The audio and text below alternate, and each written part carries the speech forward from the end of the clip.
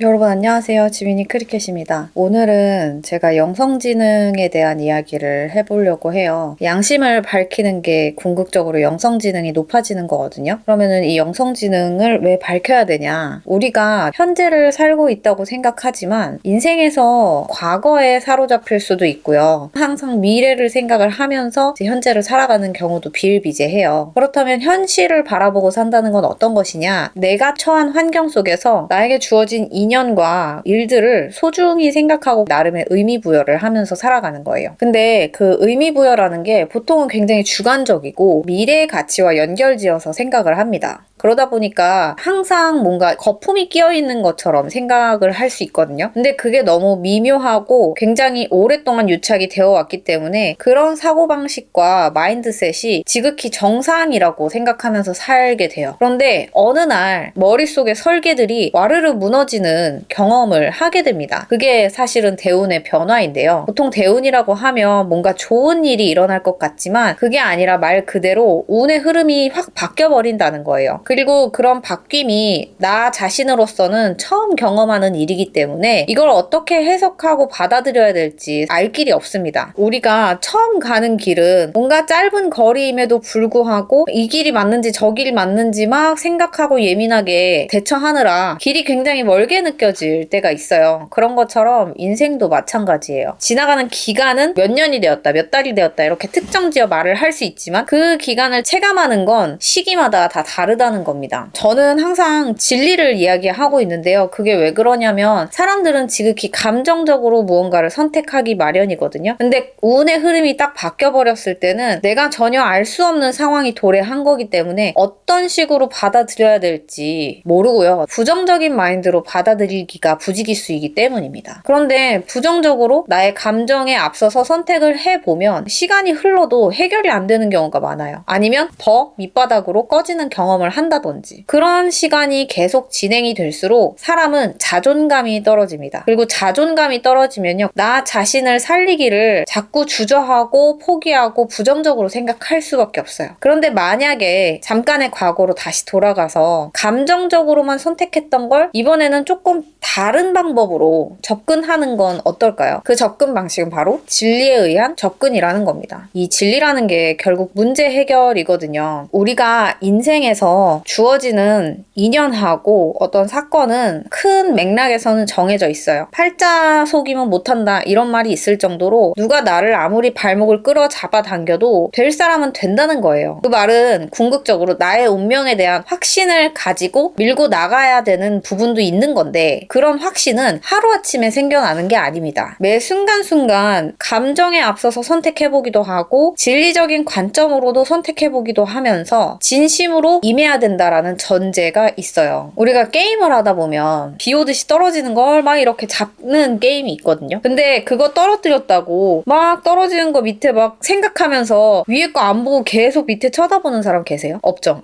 근데 인생에는 그런 사람들이 되게 많습니다. 왜냐하면 그게 굉장히 커 보이기 때문에. 그런데 중요한 건 그런 인생의 운들은 또 오기 마련이에요. 인생이란 게 순환질이거든요. 그리고 그 순환의 원리, 음과 양의 이치는 결국 도라고 이야기를 할 수 있는 거예요. 그래서 여러분들이 인간과 세상, 그리고 나 자신에 대한 이해를 알기 위해서는 진리라는 중심축이 필요합니다. 그렇지 않고서 그냥 감정적으로 항상 대입만 하다 보면 사람이 살다가 자존감이 확 떨어지는 순간이 오거든요. 그럴 때는 자기 스스로를 지키는 게 가장 큰 노력인데 어떤 방식으로 지켜야 되는지를 몰라서 그냥 마음을 꽁꽁 닫아버려요. 그렇게 되면 힘든 기간은 이미 지난 지 오래지만 나는 아직도 이 세상에서 제일 불쌍한 사람으로 살고 있을 가능성이 높습니다. 그리고 불쌍한 사람으로 산다는 포지션이 어떤 거냐면 인생에 주어진 기회와 운들을 잡지 못한다는 것과 일맥상통해요. 여러분들에게는 여러분의 운명이 있고 여러분들의 고유 가치가 분명 존재합니다. 그리고 앞으로의 세상은 그 고유 가치를 발견해내야 한다는 기본 전제가 있어요. 그렇기 때문에 이제까지 산업혁명으로부터 비롯됐던 교육 과정을 중요시하기보다 이제는 나 자신에 대한 탐구와 인간 본연의 가치에 대한 이해를 도울 수 있는 진리 공부, 궁극적으로 영성지능을 함양하는 공부가 앞으로는 주류가 될 것입니다. 그리고 그 시기를 언제 오느냐 기다릴 생각하지 마시고 그냥 매 순간 진심으로 임하세요. 그럼 그러면 여러분들에게 분명히 여러분만의 운에 맞는 기회가 찾아옵니다. 감사합니다.